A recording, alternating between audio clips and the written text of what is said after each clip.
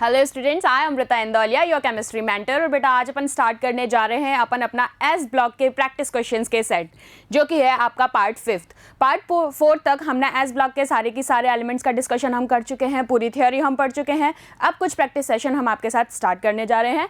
So let's begin. देखिए question number 1, ionic mobility of which of the following alkali metal ions is lowest? What do you ask? Lowest ionic mobility when aqueous solution of their salts are put under an electric field। तो आपको सबको मैंने ये चीज बताई थी कि lithium का साइज भले ही छोटा है ग्रुप में, क्योंकि बात हो रही है एस ब्लॉक की, तो आपको दो ही ग्रुप एलिमेंट्स पढ़ने हैं, यानी कि first A and second group. ठीक है, alkali metals and alkaline earth metals. तो आपको सबको पता है कि जब आयनिक मोबिलिटी की लोएस्ट फॉर्म में बात हो रही है तो यहां हम साइज से रिलेट करके चलेंगे। So the clear answer is what? Lithium. आइए next question, which one of the alkali metals forms only the normal oxide? What it ask? Normal oxide के लिए आपसे पूछ रहा है कब? जब M2O, ये क्या है? कोई भी मेटल ऑक्साइड। यहाँ एल्कली मेटल्स हमें डील करने हैं। मेटल ऑक्साइड के केस में मैंने कल ही आपको ये सारी रिएक्शंस बताई थी। जब हम हीट करते हैं किसके साथ? एयर के साथ। मैंने आपको बताया था कि हम एक्सेस ऑफ एयर वहाँ पर प्रोवाइड करते हैं। एक्सेस ऑफ हीट हम जब प्रोवाइड करते हैं तो आपने वहाँ पर देखा है कि किसका फॉर्मेशन होता है? नॉर्मल ऑक्साइड का, जिसको आपने रिप्रेजेंट किया था M2O। लेकिन क्वेश्चन में पूछा गया है कि इनमें से कौन सा एल्कली मेटल है जो सिर्फ नॉर्मल ऑक्साइड फॉर्म करता है? तो बेटा यहाँ भी है आपका आंसर क्या? लिथियम। क्योंकि ये बाकी के जो हैं ऑक्साइड नॉर्मल ऑक्साइड नहीं बनाते हैं, ये स्ट्रॉन्ग ऑक्साइड्स बनाते हैं। कल ये सारी चीज़ें आपके साथ डिस्कस की गई हैं, रुबिडियम, पोटेशियम एंड सोडियम। क्योंकि लिथियम स्मॉलेस्ट है अपने ग्रुप में, इसकी वजह से ये नॉर्मल ऑक्साइड का ही फॉर्मेशन कर सकता है, इजीली इलेक्ट्रॉन लूज कर सकता है। आइए नेक्स्ट क्वेश्चन देखते हैं। The ease of adsorption of hydrated alkali metal ions on an ion exchange resins follows the order. Ion exchange हमने पढ़ा था। आयन एक्सचेंज में आप क्या देख रहे थे कि एनायंस के साइज के बेसिस पे या कैटायंस के साइज के बेसिस पे। अब यहाँ पर आपको जो प्रॉपर्टी गिवन है, आपको सबको पता है क्या है? कैटायनिक फॉर्म में गिवन है। तो आपको दिमाग में सिर्फ क्या लेके चलना है? As the size of the cation increases IP decreases. So आप इस ऑर्डर को फॉलो करेंगे तो यहाँ पर लिथियम नहीं होगा ग्रेटर। क्या होगा? कि lithium has the highest tendency because of the last loosely bound electron. तो आपको पता है कि आयन एक्सचेंज प्रोसेस सबसे ज्यादा किस में होगा? लिथियम में। तो आपने यहां पर देखा इस ग्रुप के अंदर अगर मैं बात करूं कि लिथियम सबसे कम होगा, बिल्कुल भी नहीं होगा। तो फर्स्ट आपका कैंसिल आउट होता है। सेकेंड केस में मैं बात करती हूं कि ठीक है, यहां भी लिथियम है स्ट्रॉन्गेस्ट, इजीली लूजली बाउंड है, लेकिन कंपैरिजन टू सोडियम और रुबिडियम आपको पता होनी चाहिए कि आफ्टर द लिथियम हमेशा सोडियम काउंट होता है, क्योंकि सोडियम के लास्ट शेल में कितने इलेक्ट्रॉन्स होते हैं? बताइए। मैंने आप लोगों को बताए थे बेटा लास्ट शेल में 2 इलेक्ट्रॉन्स पाए जाते हैं। तो आप यहां पर कहेंगे कि ये ऑर्डर कौन सा फॉलो कर रहा है? This, sodium. रुबिडियम लास्ट आता है सीरीज में, आपको पता ही है, और पोटेशियम। सो आपको बस मेन 2 एलिमेंट्स देख के चलने हैं। क्लियर? क्योंकि यहां पर रुबिडियम आ रहा था तो मैंने पहले ही कैंसिल आउट कर दिया। सबसे छोटा रुबिडियम होगा, हाईएस्ट लिथियम होगा। बात हो रही है आयन एक्सचेंज की। क्लियर? आइए next question, the sequence of ionic mobility. क्या पूछा है? आयनिक मोबिलिटी पूछी है अब यहां से आपसे, लेकिन किसमें? एक्वस सॉल्यूशंस के अंदर। कोई डिफरेंस नहीं है, सेम ही चीज़ अप्लाई करनी है, सिर्फ क्वेश्चन का लैंग्वेज घुमाया है आपको कंफ्यूज करने के लिए। तो हमें ना डरना है ना घबराना है, लेकिन एक चीज़ फॉलो करनी है। वो क्या फॉलो करोगे? सबसे पहले इसमें साइज पिक करो। अब देखो, क्योंकि यहाँ पर आपको क्या क्या एलिमेंट्स दे रखे हैं बेटा? आपको दे रखा है रुबिडियम प्लस, पोटेशियम प्लस, ठीक है, सीजियम प्लस और सोडियम प्लस। क्या मैंने आपको बताया है कि caesium has the smallest size? Yes, बिल्कुल बताया है। From this to this, left to right, जब हम पीरियोडिक टेबल में मूव कर रहे थे। तो आपको ये पता होनी चाहिए, क्योंकि because of the size of the cationic species इसका आयनिक मोबिलिटी सबसे ज्यादा होगा ग्रुप में। तो देख लीजिए कि सीजियम ग्रुप में सबसे हाईएस्ट कहाँ पर है? क्या यहाँ है? नहीं है। क्या यहाँ है? नहीं है। यहाँ नहीं है। इस ऑप्शन में आपको क्लियर विजिबल है, तो ज़्यादा कंफ्यूज होना ही नहीं है। करेक्ट? ज़्यादा धूमधाम और ज़्यादा कंफ्यूजन वाले जोन में नहीं जाना है, just pick the single element along with the logic. Clear? Next question number 5th, in the case of alkali metals, यानी कि फर्स्ट ए ग्रुप एलिमेंट्स कौन से थे? लीना की किससे फरियाद? रब से फरियाद, यही थे। ये हैं आपके alkali metals. The covalent character decreases in the order. अब आपको यहां पर कोवलेंट कैरेक्टर का ऑर्डर बताना है, डिक्रीजिंग ऑर्डर। आप बिल्कुल बता सकते हैं एल्कली मेटल की बात चल रही है सी, लेकिन इसने यहां पर आपको दिए क्या है? हैलोजेंस। तो आप सबसे पहले तो ये देखिए कि जब एल्कली मेटल्स की बात चल रही है, इन्होंने यहाँ पर आपको दिए हैं हैलोजेंस। तो बेटा मुझे एक बात बताओ, यहाँ पर ना तो मैं साइज लगा रही, साइज का इफेक्ट लगा रही हूँ, ना कोई आईपी लगा रही हूँ, सिर्फ एक कोवलेंट बॉन्डिंग यानी कि कोवलेंट कैरेक्टर आपको देख के चलना है। तो आपको पता है कि आयोडीन ये मेटल स्पेशीज है, उस मेटल को मैंने एक बार को छोड़ दिया क्योंकि ये मेटल इनमें से कोई भी हो सकता है, इसलिए उसने एल्कली मेटल्स कहा है। आपको लैंग्वेज ही पिक करनी है कि एल्कली मेटल के केस में किसी भी हैलोजन ग्रुप को आप जब रिएक्ट कराते हैं तो उसका ऑर्डर क्या होगा। क्लियर? यहां पर हैलोजन के साथ दे रहा है, आपको पता है कि आयोडीन का साइज कैसा होता है? बड़ा। क्लियर? अब पहले ग्रुप में सबसे पहले चेक कर लो कि आयोडीन और कहां पर दिया हुआ है लार्जेस्ट फॉर्म में। यहां नहीं है, यहां नहीं है, यहां नहीं है, मुझे तो यहीं दिख रहा है। बस बात ही खत्म। आयोडीन, ब्रोमीन, क्लोरीन, फ्लोरीन, आगे के केस के लिए तुम्हें सोचना ही नहीं है। अगर हाँ यहाँ पर कंफ्यूजन ये होता कि यहाँ भी एमआई होता, इसके बाद चेंजेस कर देता, तो तुम्हें ग्रुप का ऑर्डर फॉलो याद रखना था। कोवेलेंट कैरेक्टर के केस में बेटा हमेशा क्या होता है? Iodine, then bromine, then chlorine, then fluorine. और ये मैं बता चुकी हूँ कि फ्लोरीन क्या है? Most electronegative element. चलिए next question, the alkali metals form salt like hydrides. ठीक है, by the direct synthesis at elevated temperature, okay, the thermal stability of these hydrides decreases. See, इन्होंने आपसे ऑर्डर पूछा है डिक्रीजिंग ऑर्डर में, in which of the following orders। तो आपको यहाँ पर बताना है जब आप डायरेक्ट सिंथेसिस कराते हैं हाइड्राइड्स की, एल्कली मेटल्स की, लेकिन हाइड्राइड्स के फॉर्म में, तो आपको उनका डिक्रीजिंग ऑर्डर बताना है थर्मल स्टेबिलिटी का। बिल्कुल बता सकते हैं, कहीं कोई दिक्कत नहीं है। देखो बेटा सबसे पहली चीज़ यहाँ पर एक चीज़ पिक करो, हाइड्राइड के फॉर्म में बात हो रही है, हमें देखना है पहले अपना एलिमेंट, मींस एल्कली मेटल जो है। आपको पता है lithium, sodium, potassium, rubidium, caesium. पहले तो ऑर्डर फॉलो करो, किस में ऑर्डर फॉलो हो रहा है? लिथियम हो रहा है? नहीं हो रहा। इसमें ऑर्डर फॉलो हो रहा है? हो रहा है। इसमें नहीं हो रहा, यहाँ नहीं हो रहा।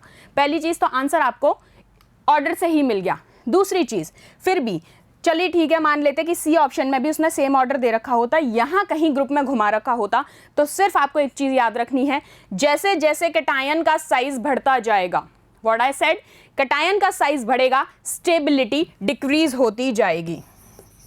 As the size of cation increases, the stability decreases in the following order. Clear? और उन्होंने आपसे स्टेबिलिटी का डिक्रीजिंग ऑर्डर ही पूछा है, so here is your answer. Clear?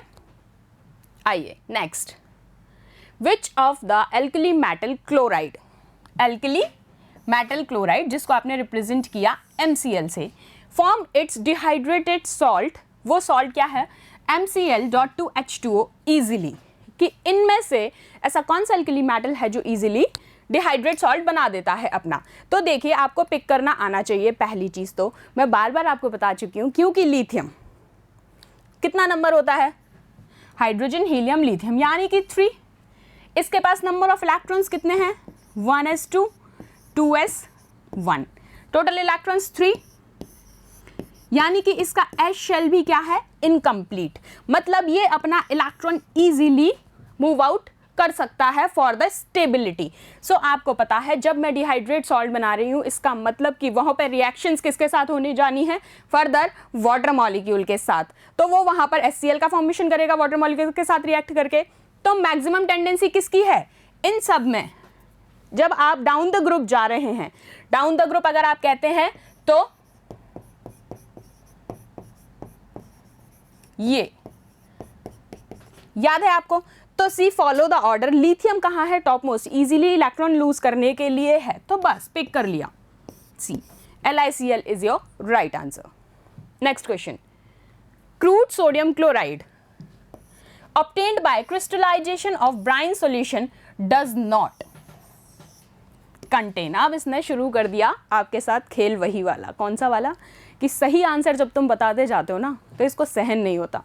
ये कहता है अब मैं तुमसे गलत आंसर्स पूछूंगा। पूछ ले भाई, इतनी क्या टेंशन है हमें। क्रूड सॉल्यूशन, अब तुमने क्रिस्टलाइजेशन पढ़ा है, क्रिस्टलाइजेशन अपन ने पूरा डिस्कस किया है, सॉल्यूशन भी हमें पता है, तो हमें तो यही बताना है ना इनमें से कौन सा नहीं है। तो बताओ, क्या तुम्हें याद है जब मैंने MgCl के बारे में बात की थी क्रूड सॉल्यूशन के अंदर, तो आपने बोला था मैम इसके ऑक्साइड्स भी बनते हैं और हाइड्रोक्साइड्स भी बनते हैं।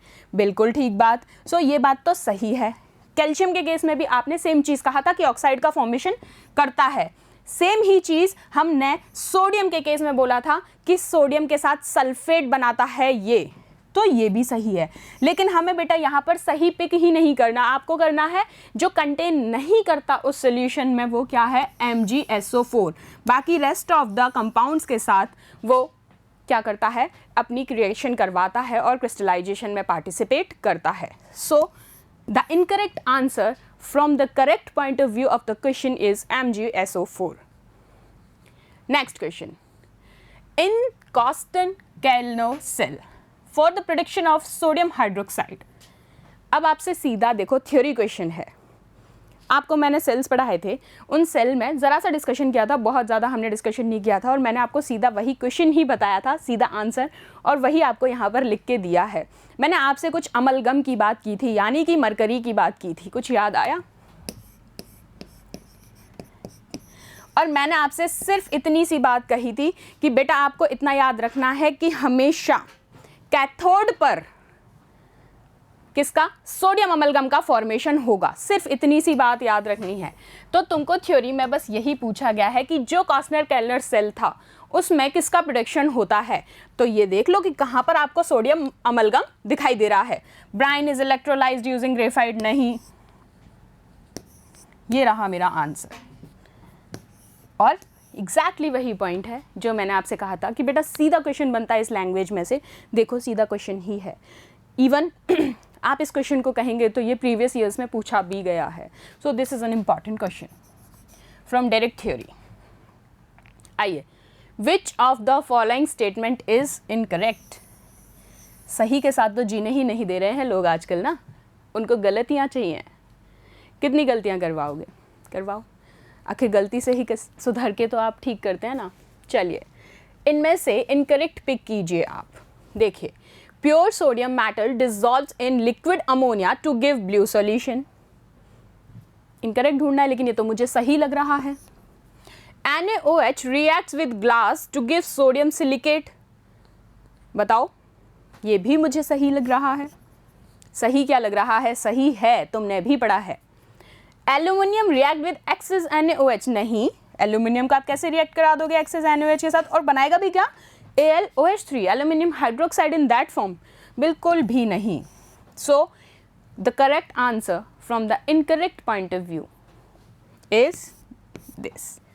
नेक्स्ट पे क्या जाना है, सही लिखा है, सोडियम बाइकार्बोनेट पढ़ा था ना कल, प्लास्टर ऑफ पेरिस वाला। देखो जैसे मुझे दिखता है ना, देखो नीट 2019 में पूछा गया ये क्वेश्चन। देखो प्लास्टर ऑफ पेरिस का क्वेश्चन भी यहाँ आ गया। ये ग्लास वाला जो है NaOH का, अपन ने पढ़ा था सिलिकेट वाले स्ट्रक्चर्स में, सारी चीज़ पी ब्लॉक में भी पढ़ोगे, सिलिकेट सिलिकॉन के पूरे स्ट्रक्चर्स पढ़ोगे। आइए next, the following metal ion activates many enzyme. ठीक है भाई, participate in the oxidation of glucose. किसके ऑक्सीडेशन में, ग्लूकोज के में, और प्रोड्यूस करता है ATP। मैंने बताया था क्या होता है ATP, एडिनो ट्राइफॉस्फेट, यानी कि it's in form of energy. And with Na is responsible for the transmission of nerve signals.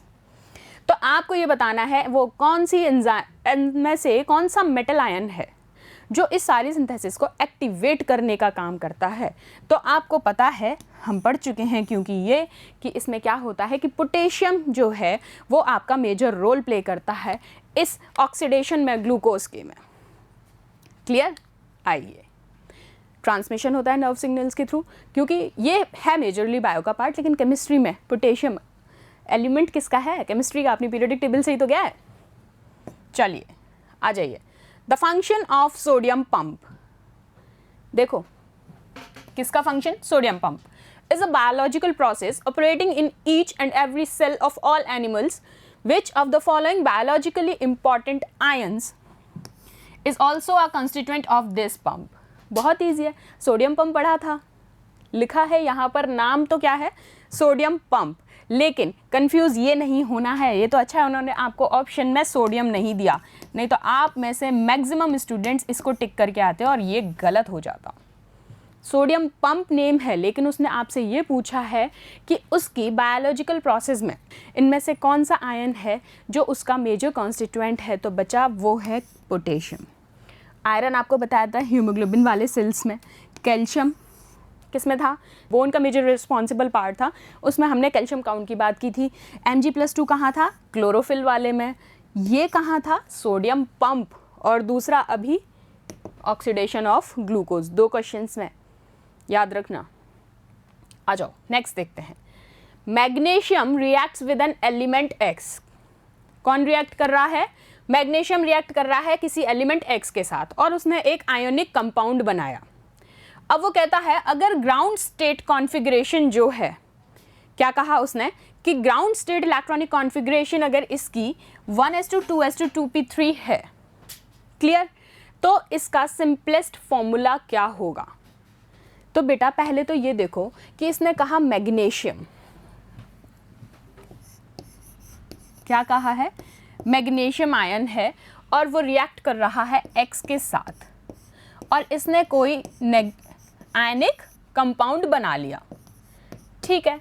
अब ये कहते हैं कि अगर ग्राउंड स्टेट में इसकी इलेक्ट्रॉनिक कॉन्फ़िगरेशन है 1s2 2s2 2p3, तो हमें बताना है कि इनमें से कंपाउंड का फॉर्मूला क्या बनेगा। बहुत इजी है, देखो कॉन्फ़िगरेशन क्या रख रहा है, NS2 NP3, ठीक बात। तो आपको पहले तो ये क्लिक होना चाहिए कि ये जो कॉन्फ़िगरेशन है ये आपको दी गई है X-2 आयन की, यहाँ से आपने जो फॉर्मेशन की, उसके बाद अब आपको बताना है कि कंपाउंड कौन सा है। तो आप पहले तो ये देखिए कॉन्फ़िगरेशन NS2 NP3, तो अब इसमें मैग्नीशियम कौन सा रहेगा और नेगेटिव आयन कौन सा रहेगा। तो इसके लिए आपको क्या करना है, कॉन्फ़िगरेशन आपने देखी, तो इसकी रिएक्टिंग स्पेशीज़ क्या है, तो आप सीधा सा कहेंगे thrice of Mg2 plus twice of X-2, है ना, क्लियर। अब इससे जब आपने ये लिखी तो इसको मुझे सिर्फ इस फॉर्म में चेंज करना है, कर दो।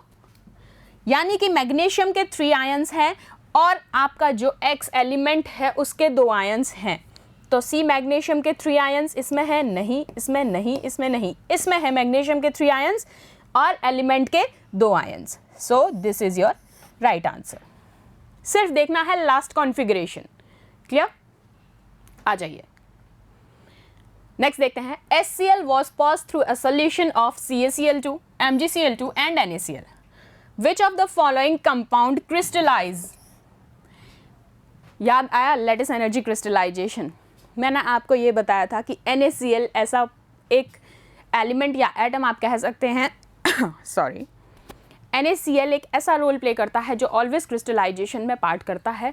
तो ज़्यादा हमें दिमाग कहीं नहीं लगाना है, सीधा टिक मारना है।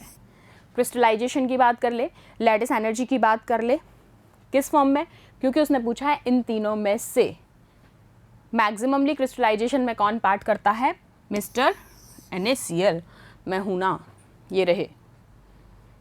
आइए next question, which of the following is an amphoteric hydroxide. अब तो याद हो गया होगा, एम्फोटेरिक हाइड्रोक्साइड तुम सबको पता है, OH। लो अब इनमें से तुम्हें पिक क्या करना है कि एम्फोटेरिक कौन सी है। एम्फोटेरिक का मतलब क्या होता है, आज लास्ट बार और बता रही हूँ, उसके बाद बिल्कुल नहीं बताऊंगी, क्योंकि अब तक शायद 13-14 टाइम्स तो बता ही चुकी हूँ कि एम्फोटेरिक का मतलब क्या होता है। जो बेटा एसिड और बेस दोनों की प्रॉपर्टीज़ शो करता है उसी को आप एम्फोटेरिक कहते हैं। लेकिन इन्होंने पूछा है एम्फोटेरिक हाइड्रोक्साइड, आप इजीली पिक कर सकते हैं। देखिए स्ट्रॉन्शियम बिल्कुल नहीं करता, it's an base, this is also an neutral base. Mg ये भी बेस है, ये तीनों क्या है बेस, जबकि ये क्या है दोनों की ही प्रॉपर्टी शो करता है।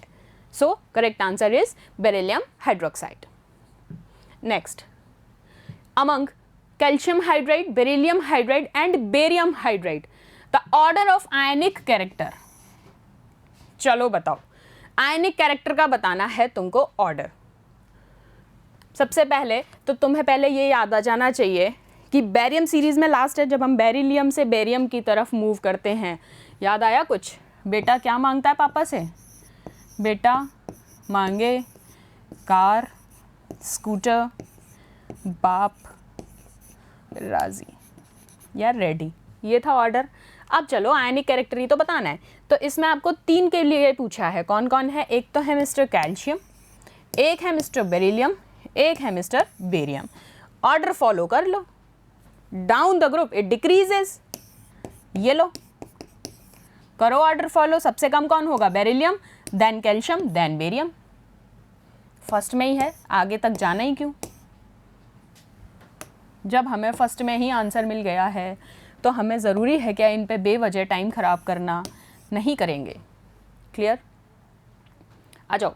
On heating which of the following releases CO2 most easily? भाई इनमें से किसको जब आप गर्म करते हैं तो CO2 सबसे ज़्यादा इजीली रिलीज आउट करता है? आपको पता है, इसकी रिएक्शन कराओगे, ऑलरेडी ये कार्बोनेट बना रहा है और CO2 के साथ जब ये फर्दर रिएक्शन करेगा तो CO2 तो रिलीज बाद में करेगा, पहले सोडियम का रिलीजन ज़्यादा होगा, तो ये हो नहीं सकता। कैल्शियम की मैं बात करूँ, ये होगा नहीं। पोटेशियम तो तुमको पता है देगा ही नहीं रिएक्शन। आंसर क्या है? MgCO3 easily CO2 mostly readily release करेगा। Next, solubility of the alkaline earth metal sulfate in water। सी किस में पूछा है? वाटर में पूछा है। Decreases in the sequence. तुमको बतानी है एल्कलाइन वालों की solubility। फिर से लिख रही हूँ, मेरी तरह मैंने कल भी बोला था, एलिमेंट्स याद करने हैं, दिमाग में रटने हैं, तो यही एक तरीका है। जब क्वेश्चन में पूछा जाए लिख दो ना यार, 1 सेकंड लगता है लिखने में, 5 एलिमेंट्स हैं और वो भी तुम्हें कितनी इजी फॉर्म बता दी। तुमको पापा से मांगना क्या है? हर दिन कार स्कूटी।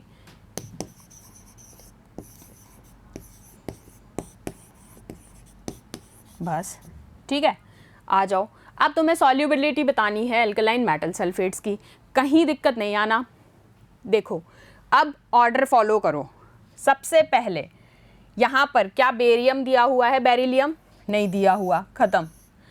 मैग्नीशियम दिया है, कैल्शियम दिया है, फिर स्ट्रॉन्शियम भी दिया है, बेरियम भी दिया है। इन चारों का ऑर्डर देख लो डाउन द ग्रुप।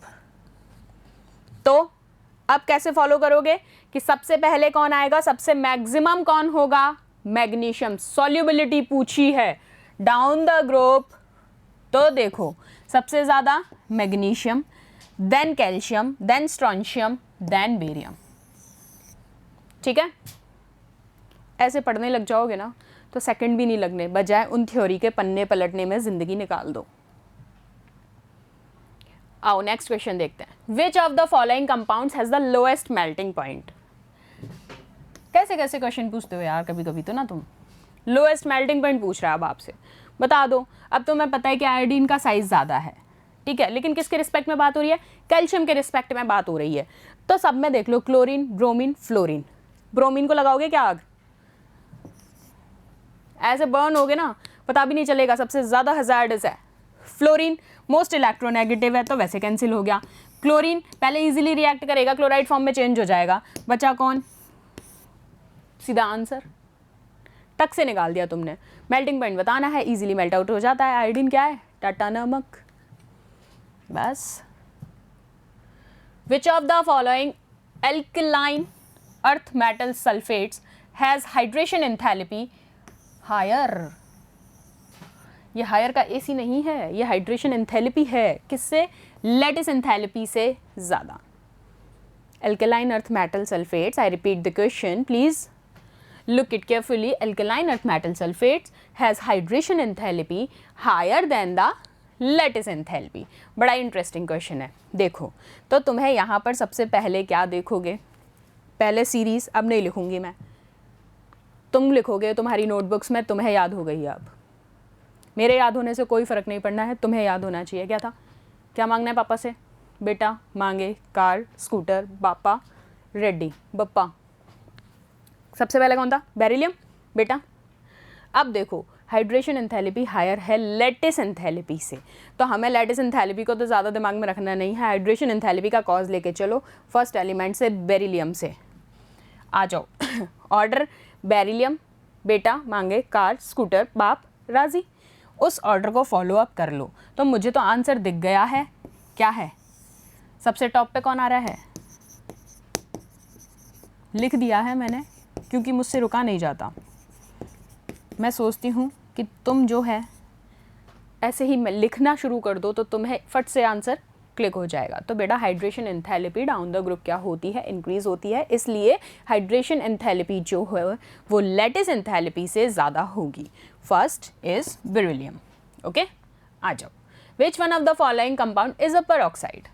कल पढ़े थे peroxide, super oxide, supra oxide, oxide, peroxide, super oxide, 3 oxides पढ़ी थी तुमको। पढ़ाए थे ऑक्साइड में 3, पेरोक्साइड भी और सुपर ऑक्साइड भी। तो इसका आंसर तो तुम मुझे बता दोगे फटाफट से। मैम आपको बिल्कुल नहीं बताना है, हमने आपको बता दिया है कि आपने बताया था कि इनमें से हमें जब पेरोक्साइड चूज़ करना है तो आपने हमें ये बताया था कि barium has the highest tendency to make oxides in a group, लेकिन यहाँ पर इसका ग्रुप नहीं है, ये मैग्नीज है, ये नाइट्रोजन है, ये 15th ग्रुप का एलिमेंट है, ये नेक्स्ट ग्रुप का एलिमेंट है। तुम्हारे ग्रुप का पोटेशियम है क्या? ये भी तो नहीं है। तो तुम्हें देखना है अपने ग्रुप के एलिमेंट को, यानी कि एस ब्लॉक, एल्केलाइन, और इन 3 जब अलग ग्रुप के हैं हमें मतलब ही क्या है? मैक्सिमम टेंडेंसी किसकी है? बेरियम की। क्लियर? आ जाओ।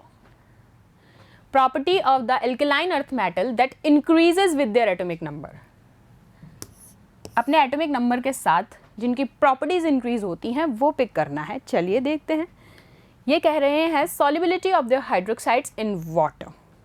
क्या कहा इन्होंने कि हाइड्रोक्साइड्स, ये मुझे थोड़ा अच्छा लग रहा है क्योंकि इसने इस बार तुम्हें घुमाया नहीं है इनकरेक्ट पूछकर, इसने सीधा पूछा है। तो बेटा आंसर तो मुझे मिल गया है solubility of the hydroxides in water, क्योंकि इसने पूछा क्या है, ऐसे कौन से मेटल्स हैं एल्कलाइन, नॉट एल्कली, वही बेटा वाले एल्कलाइन अर्थ मेटल्स में उनकी प्रॉपर्टीज़ इंक्रीज़ हो जाती हैं जैसे जैसे एटॉमिक नंबर बढ़ता है। तो आपको पता है जैसे जैसे उनकी सॉल्युबिलिटी वाटर के साथ हाइड्रोक्साइड्स में कन्वर्ट होती है। Okay, next. Which of the following oxides is, आ गया ना, अभी मैंने बोला था इनकरेक्ट। भाई हमें वैसी एक्सपेक्टेशंस अब नहीं रही ज़िंदगी में ज़्यादा, तुमने भी कह दिया is not expected, but from the question point of view which of the following oxides is not expected to react with sodium hydroxide. इसको रिएक्शन ही नहीं करानी इसके साथ, मत कराना भाई। तो हमारा दिमाग में क्यों इतना लोड दे रहा है तू? देगा। चलिए क्या क्या कौन कौन है ये जनाब? 23 में देखिए कैल्शियम ऑक्साइड जो रिएक्शन नहीं देगा। सिलिकॉन ऑक्साइड आपको पता है देता है रिएक्शन, हमने की है। बेरिलियम ऑक्साइड देता है, ये भी देता है। यही है जनाब जो NaOH के साथ रिएक्शन नहीं देते हैं। ठीक है, आइए the correct order of increasing thermal stability. क्या पूछी है? Thermal stability of K2CO3, MgCO3, CaCO3 and BeCO3। ठीक है, बता दो। इंक्रीजिंग ऑर्डर बताना है, थोड़ी देर पहले भी तुमने थर्मल स्टेबिलिटी बताई थी। Follow up the order. पहले लिखो सेकंड ग्रुप को। क्या था? बेटा मांगे कार, स्कूटर, बाप राजी या रेडी। अर्जुन रेडी नहीं है, पापा को रेडी करना है। जब अच्छे मार्क्स लाओगे तो पापा रेडी होंगे तुम्हारी बातों पे। अब वो बातें क्या होती हैं वो तुम जानो, तुम्हारे डैड जाने। मेरी बातों पर एग्री कर जाओ तो बस पापा रेडी हो जाएंगे। बात सुनते जाओ। थर्मल स्टेबिलिटी का करेक्ट ऑर्डर बताना है। तो बच्चा लोग अभी हमने डिस्कस किया था, इन द प्रीवियस पार्ट्स भी हमने डिस्कस किया था, और फिर अब हम फिर से डिस्कस कर रहे हैं आपके लिए। तो ये है कि आपको मैंने बताया था जैसे जैसे आप डाउन द ग्रुप रेज आउट हो रहे हैं, थर्मल स्टेबिलिटी वहाँ पर क्या होगी जब ग्रुप में आप रिवील कर रहे हैं। बेटा मांगे कार, स्कूटर विस्कूटर नहीं है, यहाँ इन्होंने एक एलिमेंट चेंज कर दिया है, समझ गए। तो आपको उसकी वजह से कंफ्यूज नहीं होना है, you have to follow up your order. तो आपको पता है बेरिलियम लोएस्ट होगा, क्योंकि यहाँ पर बात हो रही है थर्मल स्टेबिलिटी की, ठीक है। कार्बोनेट्स के केस में बात हुई है ना। नेक्स्ट क्वेश्चन देखते हैं, in which of the following the hydration energy is higher than the lattice energy. ये कुछ कुछ वैसा ही नहीं लग रहा, अभी थोड़ी देर पहले भी देखा था एक, लेकिन वहाँ लैंग्वेज क्या थी और यहाँ लैंग्वेज क्या है। वहाँ आपको सीरीज़ दी थी, यहाँ आपको एक सिंगल एलिमेंट पूछ लिया है कि इनमें से कौन से जनाब है जिसकी हाइड्रेशन एनर्जी हायर होती है अपनी लैटिस एनर्जी से। तो बेटा अभी करते आ रहे हो, रेडियम नहीं, स्ट्रॉन्शियम नहीं, बेरियम नहीं, क्योंकि ये तीनों ही एलिमेंटल कॉन्फ़िगरेशन नहीं रखते, ये रखता है। देखो पहली चीज़ याद रखो, इनऑर्गेनिक कॉन्सेप्चुअल होती है बेटा, है ना। और मैंने आपको ये बोला है जितने पार्ट्स अगर हमने एस ब्लॉक में 4 से 5 पार्ट पढ़े थ्योरी वाले ट्रेंड्स के साथ पढ़े, अगर आप उनको नहीं दोबारा एक बार देखोगे ना जब तक, क्योंकि मेरे पढ़ा देने से या आपके ऐसे देख लेने से चीज़ें नहीं हो जानी है, you have to learn by your own. So first you have to study before we are starting the practicing questions. So ये चीज़ें अब आपको याद रखनी पड़ेंगी, याद करो, पढ़ो, कैसे भी कुछ भी करो। फिर आ गया देखो इनकरेक्ट क्वेश्चन क्या कह रहा है। पहले तो मेरा दिमाग में आ जाता है इनकरेक्ट पूछा है या correct. In context with beryllium which one of the following statement is incorrect. भाई बेरिलियम को रिलेटेड इनमें से कौन सा क्वेश्चन इनकरेक्ट है। चलिए, it is rendered passive by nitric acid, ये तो बात सही है। इट फॉर्म्स Be2C, ये भी बात सही है। इट्स साल्ट्स रियरली हाइड्रोलाइज, नहीं ऐसा नहीं होता है। It's hydride is electron deficient, ये बिल्कुल बात ठीक है। बेरिलियम की प्रॉपर्टीज़ आपको याद होनी चाहिए, तो मेरे को ये थर्ड प्रॉपर्टी बिल्कुल गलत लगती है और इसने पूछा भी आपसे इनकरेक्ट ही है। So the correct answer from the incorrect point of view from the question is this, ठीक है। आइए नेक्स्ट क्वेश्चन देखते हैं। The suspension of slaked lime in a water, language question है, कल ही पढ़ाया था तुमको याद होगा। वाह क्या ड्राइंग बना दी ना मैंने, कुछ भी कर दिया है। चलो अब लग रहा है ये ठीक। Suspension of slaked lime in water, कल ही पढ़ा था, मैंने कहा था तुम्हें milk of lime is what, milk of lime is an suspension of slaked lime. तो देखो आंसर ऑप्शंस में है क्या, हाँ ये रहा मैम, बस तो दिक्कत क्या है, ऐसे लैंग्वेज वो याद होनी चाहिए। Next, the product obtained as a result of a reaction of nitrogen with CaC2 calcium carbide is, calcium carbide की रिएक्शन जब नाइट्रोजन से कराओगे तो इनमें से कौन सा प्रोडक्ट फॉर्म होगा, ये बताना है तुमको। कैल्शियम कार्बाइड की रिएक्शन नाइट्रोजन से करा लेते हैं ना, दिक्कत कहाँ आ रही है तुम्हें, क्या होगा रिएक्शन में जब आप फॉर्म कराएंगे रिएक्शन, तो फॉर्मुलेशन होगा। बस कंफ्यूजन यहाँ पे जो गलत करते हैं आप वो इसी फॉर्म में करते हैं, सी गलत गलत। This is the correct way to write out the reaction. आ जाइए, द कंपाउंड ए, ये क्वेश्चन अच्छा सा लग रहा है ना।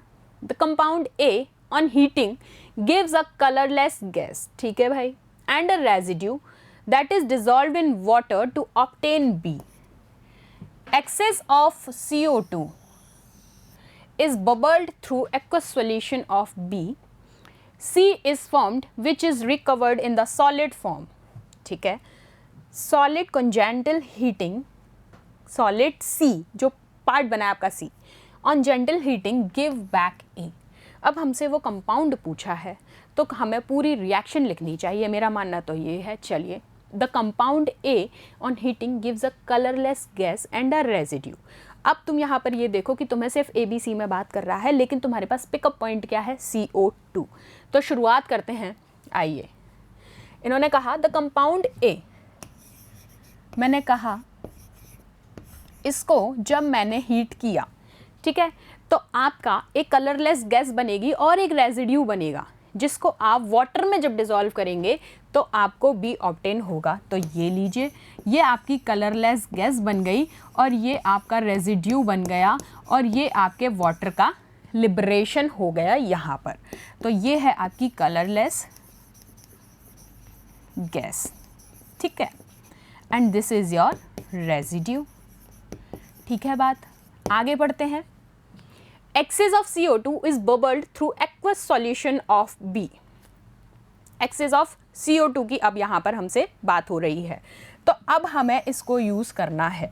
यहाँ पर आप कहेंगे CaO,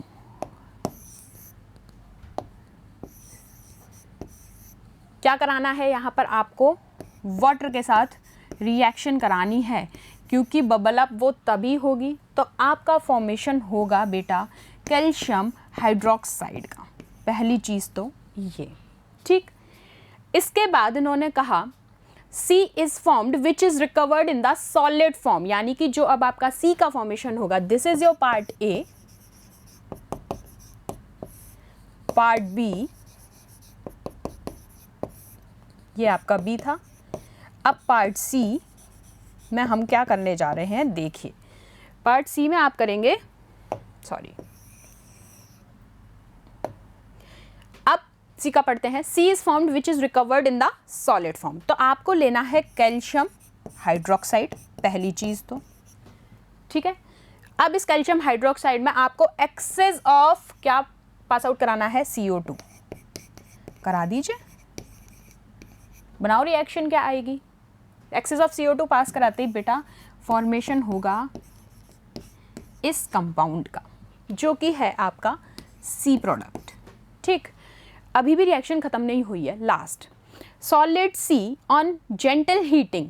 अब हम इसकी, जब मैं पार्ट C के बाद पार्ट D आपका यहाँ बता रही हूँ, पार्ट D में क्या होगा आफ्टर दिस, जब आप इसको कैल्शियम, इसकी आप जब जेंटल हीटिंग कराते हैं तो आप कहेंगे यहाँ पर फॉर्म होगा कैल्शियम कार्बोनेट C। इन्होंने क्या बोला है, जब C को जेंटल हीट करेंगे वो दोबारा A ही बनाएगा, और आपने यहाँ से A की शुरुआत की थी। ये A था, ये B था, ये C था और ये आपका D था, ठीक बात। ये होगा रिएक्शन का फेज़। तो यहाँ पर आपको बस करेक्ट आंसर पिक करना है, ये रहा।